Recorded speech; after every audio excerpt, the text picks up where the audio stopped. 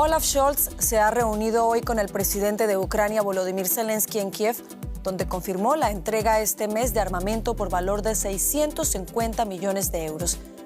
Con esta noticia comenzamos el informativo en Deutsche Welle. Yo soy Carol Guerrero, los saludo desde Berlín.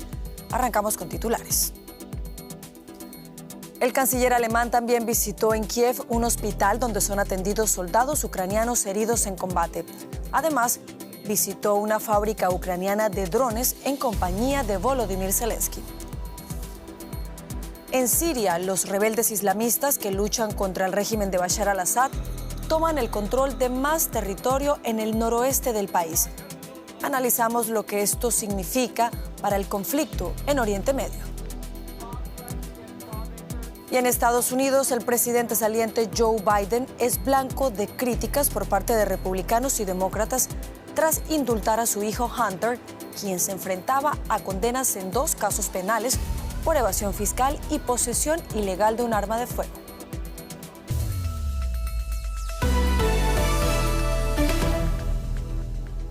El canciller de Alemania, Olaf Scholz, ha realizado una visita sorpresa a Kiev, la segunda desde el comienzo de la invasión rusa.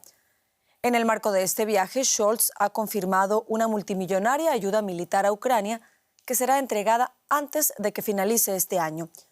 Sin embargo, y a pesar de las muestras de apoyo de Berlín a Kiev, el presidente Volodymyr Zelensky no podrá contar todavía con los misiles Taurus que viene pidiendo a Alemania desde el año pasado.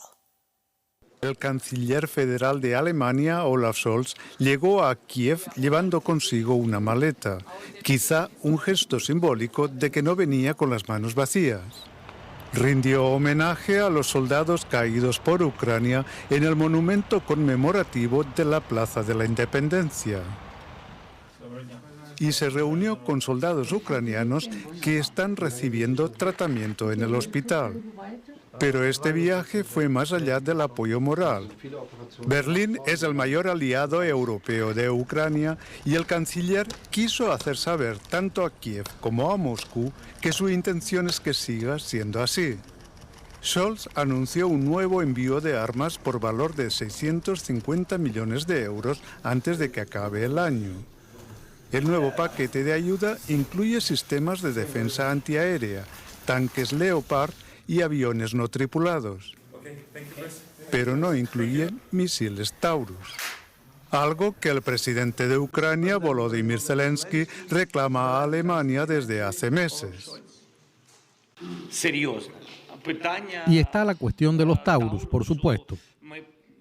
Olaf y yo tenemos muchos puntos de vista en común sobre algunos temas y diferentes opiniones sobre otros.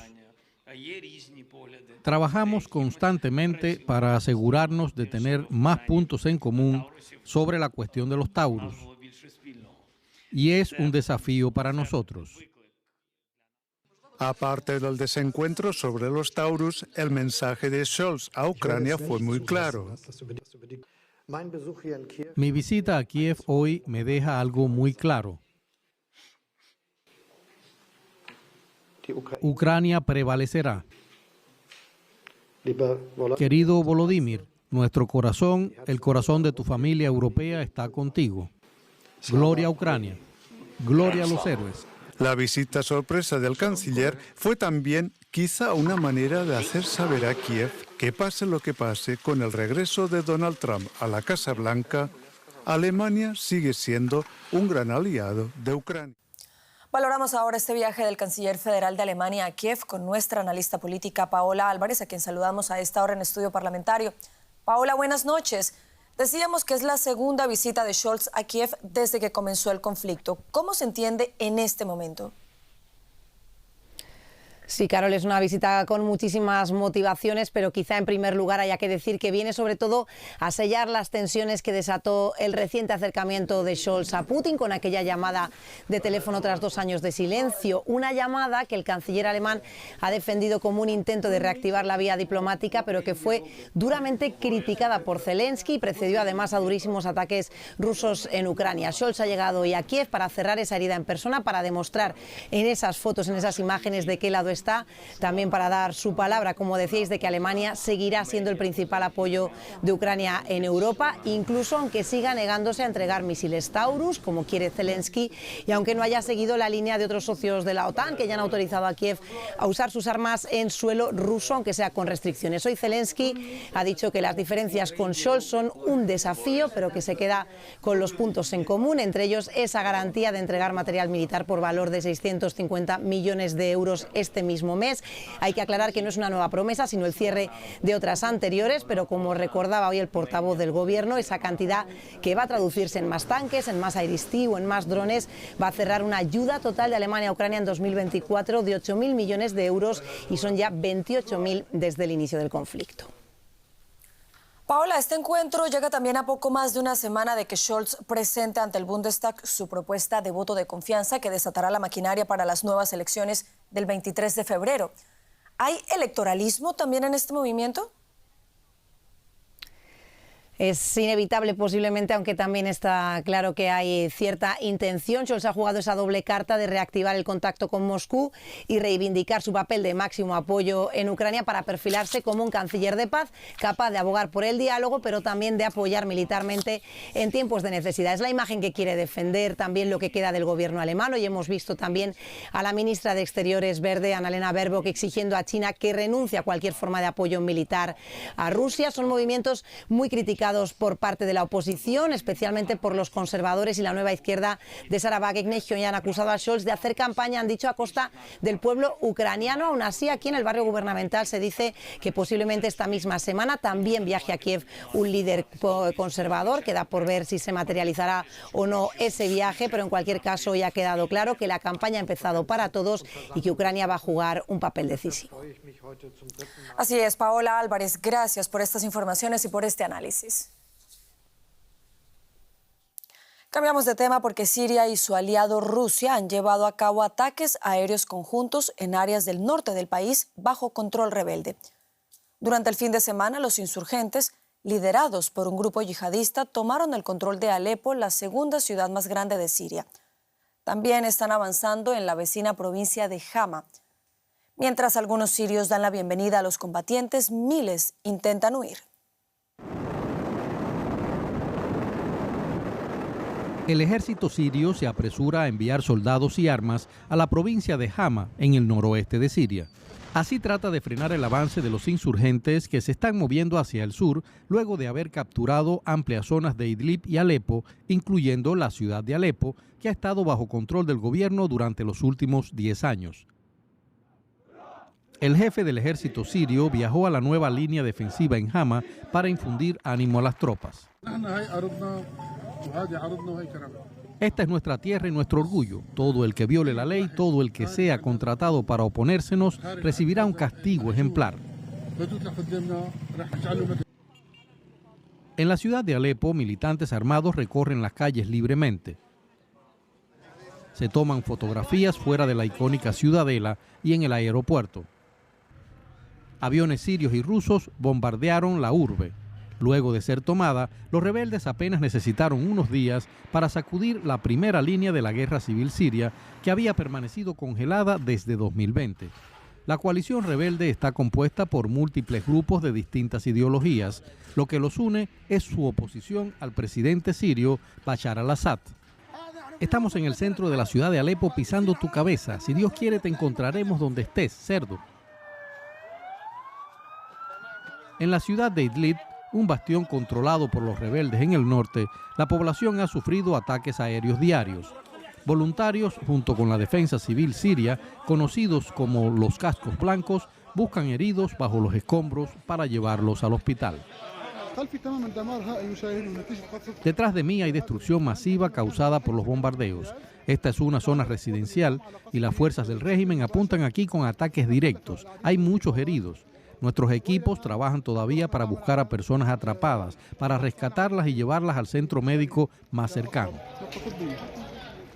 Entre tanto, Assad se reúne con aliados regionales buscando apoyos.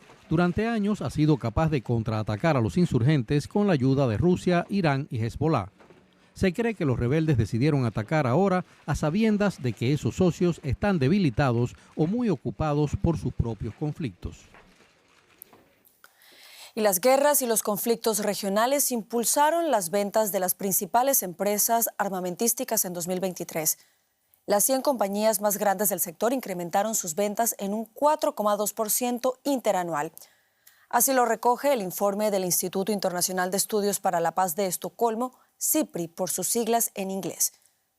Las ventas de armas y servicios militares de esas empresas ascendieron a 632.000 millones de dólares y se registraron subidas en todo el mundo, en especial en Rusia y en Oriente Medio, por los conflictos bélicos en Ucrania y en Gaza. Según el instituto en Estocolmo, el alza en los ingresos por armas en 2023 se acentuó y es probable que esta tendencia continúe en 2024. Las compañías estadounidenses suman en conjunto la mitad de los ingresos globales de este mercado. Y valoramos este informe con Diego López da Silva. Él es investigador del Instituto SIPRI y nos atiende a esta hora desde Estocolmo. Diego, muchas gracias por estar con nosotros. ¿Y qué otros detalles nos puedes contar sobre este informe revelado por SIPRI? Bueno, muchas gracias por la invitación. Bueno, yo creo que estos números, más allá de los números, yo creo que ellos muestran el proceso de empeoramiento y de deterioro de las condiciones de la seguridad internacional. Hoy día nosotros tenemos alrededor de 60 conflictos armados activos en el mundo. Tenemos, por supuesto, Gaza, tenemos a Ucrania, tenemos la ascensión de China y las percepciones de amenaza en Asia, y todo eso son los factores que han impulsado las compras de armas del mundo. Entonces yo creo que esto es como un reflejo de estas condiciones. Mencionábamos además que se espera que esta subida de ingresos se mantenga en este año que está por terminar. ¿Se prevé también que esta tendencia continúe en los próximos años? Sí, la expectativa es que sí. No solo porque, por ejemplo, estos datos que tenemos son del año 2023, la guerra de Gaza, por supuesto, ha continuado en 2024, pero ahí ya en 2023 las empresas israelíes, por ejemplo, han alcanzado ventas récord, y no solo eso, pero también de pedidos, la acumulación de pedidos récord también. Entonces esto va a seguir en 2024, por supuesto, y también los países europeos que han planteado planes de adquisición de armas y de aumento de gastos militares en algunos casos hasta 2030. Entonces lo que nosotros estamos mirando ahora es un nuevo ciclo, un nuevo periodo de aumento de gastos militares. Esto, por supuesto, va a reflejar en las ventas de armas. Diego López da Silva, investigador del Instituto SIPRI, muchas gracias por habernos acompañado desde Estocolmo. Muchas gracias. Y vamos a Georgia porque allí miles de personas protestan por quinta noche consecutiva en contra de la decisión del gobierno de congelar hasta 2028 las negociaciones de adhesión del país a la Unión Europea. Los manifestantes se han concentrado frente al Parlamento en la capital Tiflis. También acusan al gobierno de falsificar los resultados de las recientes elecciones parlamentarias en las que salió vencedor el partido Sueño Georgiano afín a Rusia. Hasta el momento, 113 policías han resultado heridos durante los enfrentamientos y hay 224 manifestantes detenidos. Ella nos acompaña Paco Furió, es decir, es momento de pasar a la economía. Y arrancamos en Alemania, Paco. Y seguimos hablando de protestas, Carol. Aquí en Alemania, la organización agrícola LSV movilizó a agricultores y ganaderos en contra del acuerdo de Mercosur con la Unión Europea, que podría sellarse al final de esta semana en Uruguay. Las peticiones del sector se centran en que los productos estén etiquetados de forma transparente para los consumidores y que no haya competencia desleal. Es decir, que los productos importados de los países del Mercosur estén sometidos a los mismos estándares ambientales y sociales. Los manifestantes creen que con las condiciones actuales supone una amenaza existencial para la agricultura nacional. Más calor y menos lluvia. El Canal de Panamá lucha contra las consecuencias del cambio climático. Una y otra vez hay que restringir la navegación por la falta de agua. Desde hace tiempo existen planes para construir una gigantesca presa y pronto podrían ser una realidad, aunque no todo el mundo apoya este proyecto. Se respira tranquilidad en las orillas del río Indio, en el oeste de Panamá. En sus márgenes viven decenas de poblaciones de la agricultura y la pesca. Pero si la autoridad del Canal de Panamá lo logra, se construirá aquí un gigantesco embalse que costará 1.600 millones de dólares. Rodolfo Hernández es uno de los posibles afectados. Todo eso que usted ve aquí, los árboles verdes que se ve por aquí, toda esta área, todo se perdería. Así que pues eso hay que verlo, pues entonces ellos no consultan con uno en realidad, nada más pasan por ahí y hacen lo que tienen que hacer y más nada. La compañía impulsa el proyecto y pretende garantizar el suministro de agua. 2023 fue uno de los más secos en los 110 años de historia del canal. Hay previsión de que esos fenómenos extremos empeoren, por lo que no solo el canal, sino también la creciente población de Panamá necesitan un suministro fiable de agua. Tenemos justo lo necesario para operar y ya son 2.5 millones de personas que consumen agua de los mismos lagos. Entonces hay que pensar que el nuevo reservorio no es nada más para el canal, es para la seguridad hídrica del país, para el agua potable de las personas. Por el canal pasan entre 30 y 40 transatlánticos al día. El embalse podría suponer 15 más. El proyecto debería estar terminado en 2030 si la empresa obtiene luz verde. Sin embargo, a nivel local, la población se está organizando porque más de 2.000 personas tendrían que ser reubicadas y otras 2.000 se verían afectadas. No estamos en contra del progreso de nuestro país, que nuestro país debe progresar, pero debe ser conforme a lo necesario y no hacerle mal a su propio pueblo. Los ecologistas también advierten del impacto, pues la infraestructura destruiría valiosos ecosistemas.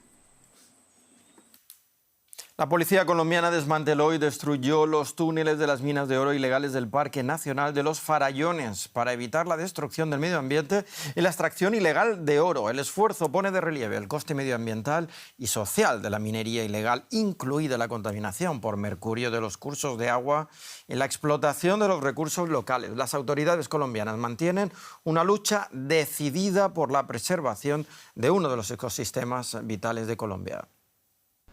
Un escenario que parece sacado de una película de guerra o de terror, de una distopía. Y en cierto modo lo es. Es el rastro que deja la fiebre del oro en la selva colombiana. En concreto en el Parque Nacional Natural Los Farallones, a 3.400 metros de altura. Allí la minería ilegal de oro devastó hectáreas de naturaleza salvaje y contaminó el suelo con mercurio. Por eso, cuando los guardabosques dicen que la minería ilegal es el cáncer de la montaña, no mienten. El rastro de la fiebre del oro dejó aquí heridas difíciles de borrar. Ya cuando ellos sacan la roca como tal de la mina, se hace un lavado y una recuperación rápida mediante mercurio. Y todo ese mercurio queda depositado en el suelo y previamente arrastrado por el cauce del río y pues aguas abajo nos vemos afectados con el tema del mercurio, ¿cierto? La explotación minera en la zona comenzó en la década de 1920, cuando un explorador alemán vio el potencial del filón que rápidamente atrajo a empresas germanas para la extracción de este valioso metal. Desde ese momento no han dejado de vertirse toneladas de mercurio en la cordillera. Buscaban oro, no había un control, no había un pensamiento de preservar el medio ambiente y pues desde ahí empieza este fenómeno que, según Parques Nacionales Naturales, al año 2019 había generado alrededor de 420 socavones en este sector. Ahora no queda ninguno. Las autoridades han clausurado la última mina ilegal en Los Farallones y han emitido órdenes de captura contra los jefes de esta actividad ilegal. El problema no es solo medioambiental.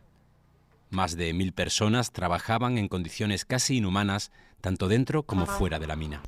Pasando desde los víveres, los alimentos que eran consumidos aquí por las personas, hasta el tema de los licores, toda la logística, la maquinaria y la herramienta que era acá dispuesta, inclusive el pago de algunos servicios sexuales que eran prestados aquí por algunas mujeres, eran remunerados o pagados, ¿cierto?, con oro, perdón. Solo en 2023 se vertió más de 1 tonelada de mercurio en la montaña, pero eso reportó 36 millones de dólares a sus explotadores. Farallones no es la única zona con minería ilegal de Colombia. Después de 100 años de vertidos tóxicos, Las autoridades tienen claro que cerrar las minas no es el final feliz de esta historia, pero sí al menos de su capítulo más dramático. Y seguimos en Colombia.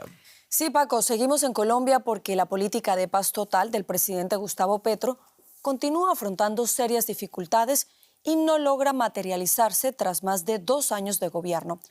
Incluso altos mandos militares reconocen que en medio de las negociaciones, grupos armados ilegales como las disidencias de las FARC, conocidas como la Segunda Marquetalia, han aprovechado los diálogos para fortalecerse. Un panorama que arrecia las críticas de una buena parte de la población que rechaza las negociaciones con grupos guerrilleros o bandas criminales. Aún en tiempos de paz, la Segunda Marquetalia patrulla en las selvas de Colombia.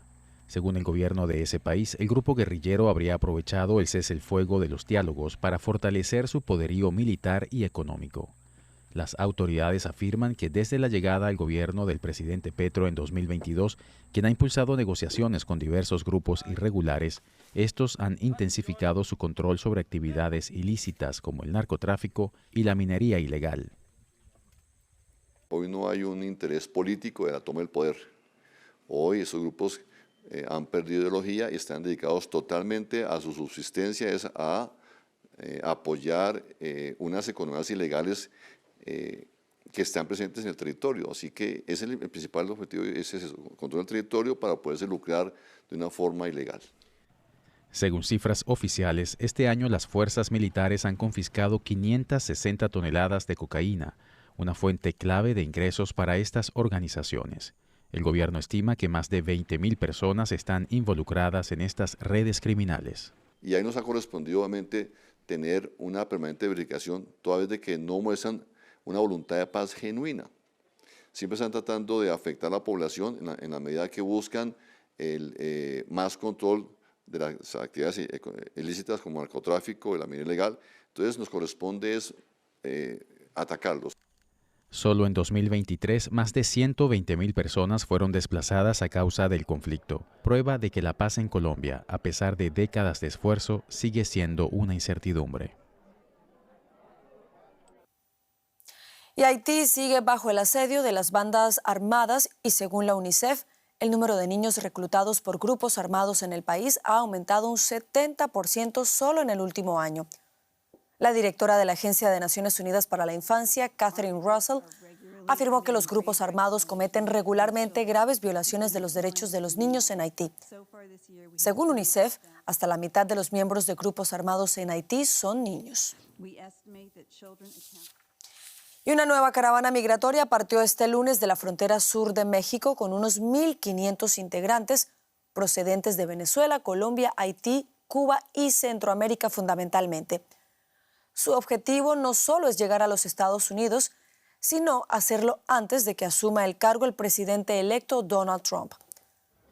Desde que ganó las elecciones el republicano, esta es la tercera caravana que parte con destino a Estados Unidos. Tras la partida de una de ellas la semana pasada, la presidenta mexicana Claudia Sheinbaum aseguró que estos grupos no llegarán al límite norte del país. Trump prometió aranceles del 25% a los productos mexicanos si no se frena la llegada de migrantes y de drogas. Esta manera de viajar en grandes grupos pretende minimizar la inseguridad, los secuestros y las extorsiones que se padecen a lo largo del camino. Y en Estados Unidos, el presidente saliente Joe Biden decidió indultar a su hijo Hunter, quien enfrentaba una pena de prisión por evasión fiscal y otros delitos. Biden rompió su palabra ya que había prometido no interferir en este proceso judicial. Este indulto ha generado una oleada de críticas, pero Biden lo defiende, argumentando que la politización del caso no le dejó otra alternativa. Aunque es habitual que los presidentes salientes concedan indultos a final de su mandato, los críticos advierten que tal práctica sienta un precedente erróneo. Ampliamos ahora informaciones con nuestro corresponsal en Washington, Benjamín Álvarez, a quien saludamos a esta hora en la capital estadounidense. Benjamín, es un gusto saludarte. Decíamos que este indulto ha generado muchas críticas, no solo por parte de los republicanos, sino también de los mismos demócratas. ¿Qué detalles nos puedes contar sobre esto? Así es, y estas críticas no solo se deben a que el presidente Biden haya dicho en reiteradas ocasiones que no indultaría a su hijo, sino también por lo amplio de este indulto, porque este indulto no solo cubre las condenas de Hunter Biden por evasión fiscal, por posesión ilegal de un arma de fuego, sino también cualquier otro delito que haya cometido o en el que haya participado entre el 1 de enero de 2014 y el 1 de diciembre de 2024. Es bastante amplio, entonces queda claro que este perdón llega en un momento sin riesgo político para el presidente. Lo sabemos, renunció a su reelección y a sus 82 años abandonará la vía política en enero del próximo año cuando asuma el presidente electo Donald Trump, pero queda claro también que este indulto seguirá siendo un tema divisivo en la política estadounidense también después del cambio de mando el próximo año. Benjamín, y a propósito de eso, ¿puede este gesto de Biden alentar a Donald Trump a indultarse a sí mismo y a sus aliados una vez vuelva a la Casa Blanca? Es muy posible que eso sea el caso. Ya lo escuchábamos que el presidente electo Donald Trump ya aprovechó este anuncio del indulto para pedir el mismo trato a los condenados por el asalto al Capitolio del 6 de enero de 2021. Y con esto Trump trazó también un paralelismo entre el caso del hijo de Biden y los acusados del asalto al Capitolio, a los que Trump se refiere como rehenes. Y a lo largo de su campaña presidencial, Trump ha propuesto indultar a más de 1.500 personas acusadas por su participación en el asalto al Capitolio, que justamente buscaba impedir que el Congreso certificara los resultados de las elecciones presidenciales de 2020 en las que ganó el actual mandatario Joe Biden. Sabemos que esto se va a mantener y justamente las críticas hacia el mandatario por haber dicho en varias ocasiones que no iba a indultar a su hijo, algo que ahora finalmente realizó a pocas semanas de dejar la Casa Blanca. Benjamín Álvarez en Washington, gracias por estas informaciones. Y este año la Universidad Británica de Oxford ha elegido como la palabra del año el término brain rot o podredumbre mental. Su empleo aumentó un 230% entre 2023 y 2024 como un intento de la gente de encontrar maneras para expresar la preocupación por el impacto que tiene el consumo de contenido en línea de baja calidad, en especial en las redes sociales. Oficialmente, el término se define como el supuesto deterioro del estado mental o intelectual de una persona, particularmente como resultado de un consumo excesivo de material considerado trivial. Hasta aquí las noticias. Sigan conectados a Deutsche Welle. Los espero en menos de una hora con más noticias.